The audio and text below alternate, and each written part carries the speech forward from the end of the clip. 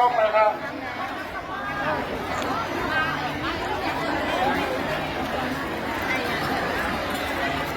หลายบ้านไม่ได้กระเป๋าล้อเหมือนกันหรอกตัวว่าบอกว่าอายกว่ากันไม่เลยครับกระเป๋าขึ้นกันหรอกอย่าไปเอาไว้ตั้งหลังครับเอากว่าทั้งนอกข้างนอกเขาเหลือเอากว่าทั้งนอกเลยไปเลยเข้าบ้านเลยครับ